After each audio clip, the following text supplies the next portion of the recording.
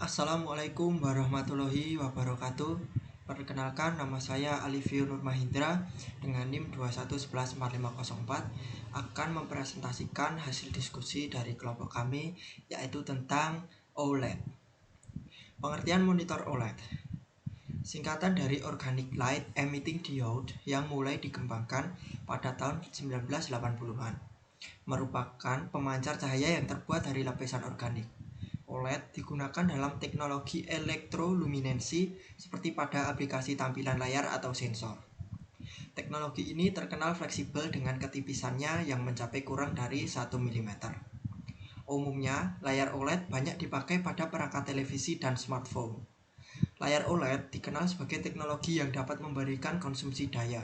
Imbasnya, layar ini dapat menghasilkan level warna hitam yang lebih pekat dan dalam. OLED, Organic Light Emitting Diode, adalah light emitting diode atau LED, di mana lapisan emisif electroluminescence merupakan lembaran senyawa organik yang akan memancarkan cahaya bila dilalui arus elektrik. Lapisan bahan semikonduktor organik ini diletakkan di antara dua elektroda.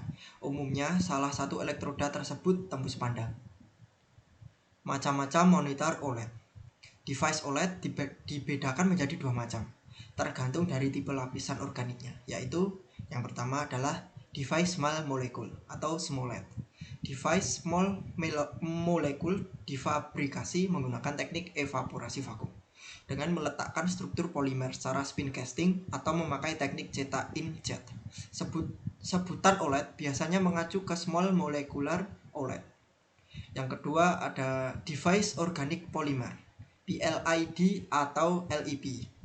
Device organik polimer tersusun atas satu atau lebih lapisan tipis semi penghantar organik yang disisipkan di antara dua elektroda. Salah satu elektroda harus tembus pandang atau transparan. Struktur monitor OLED. Struktur OLED memiliki ketebalan sebesar 100-500 nanometer, sekitar 1/200 ketebalan rambut manusia. Lapisan bahan organik untuk penyusun OLED bisa 2 atau 3 lapis. Bagian-bagian penyusun OLED adalah sebagai berikut. Yang pertama, substrat, plastik, kaca, atau foil. Substrat digunakan sebagai tumbuhan OLED. Sebagai substrat digunakan plastik, foil, atau kaca. Yang kedua, anoda atau tembus pandang. Anoda mengambil elektron, menambah hole elektron ketika alur mengalir melalui device. Struktur monitor OLED. Yang ketiga, lapisan konduktif. Lapisan ini terbuat dari molekul plastik organik yang berfungsi untuk mengangkut hole dari anoda. Salah satu polimer konduktif yang digunakan pada OLED adalah polynylene. Yang keempat, lapisan emisif. Lapisan ini terbuat dari molekul plastik organik, berbeda dengan di lapisan konduktif yang berfungsi untuk mengangkut elektron dari katoda. Di lapisan ini cahaya dihasilkan. Salah satu polimer yang digunakan pada lapisan emisif adalah polyfluoro. Yang kelima, katoda. Tembus pandang atau tidak tergantung pada jenis OLED. Katoda menyuntikkan elektron ketika arus mengalir melalui device. Selanjutnya adalah cara kerja monitor OLED. Layar OLED mencakup sejumlah komponen.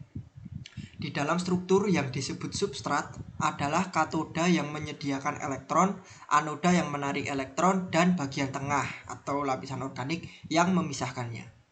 Di dalam lapisan tengah ada dua lapisan tambahan. Salah satunya bertanggung jawab untuk menghasilkan cahaya dan yang lainnya untuk menangkap cahaya.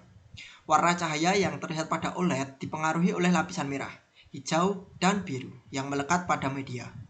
Ketika warna menjadi hitam, piksel dapat dimatikan untuk memastikan bahwa tidak ada cahaya yang dihasilkan untuk piksel itu. Metode membuat hitam ini sangat berbeda dari yang digunakan pada LED. Ketika calon piksel hitam diatur ke hitam pada layar LED, ranah piksel ditutup, tetapi lampu latar masih memancarkan cahaya. Artinya itu tidak pernah benar-benar gelap. Selanjutnya adalah kelebihan monitor OLED. Yang pertama adalah hemat energi, karena lampu latar tidak diberi daya.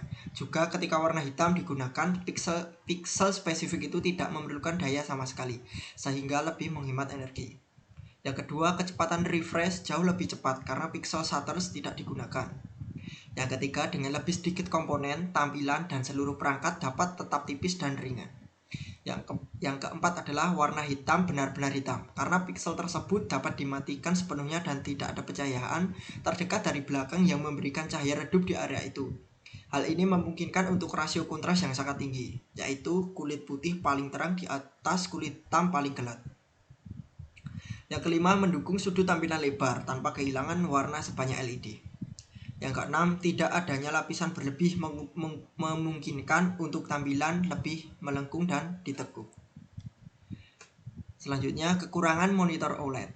Yang pertama, karena bagian dari tampilan adalah organik, OLED menunjukkan degradasi warna dari waktu ke waktu yang memengaruhi kecerahan layar secara keseluruhan dan keseimbangan warna.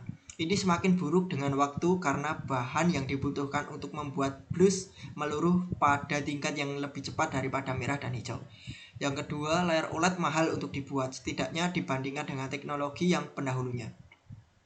Yang ketiga, baik OLED dan LED menampilkan layar mengalami burn-in jika piksel tertentu digunakan terlalu lama dalam jangka waktu yang lama. Tetapi efeknya lebih besar pada OLED. Namun, efek ini sebagian ditentukan oleh jumlah piksel per inci. Sekian dan terima kasih. Wassalamualaikum warahmatullahi wabarakatuh.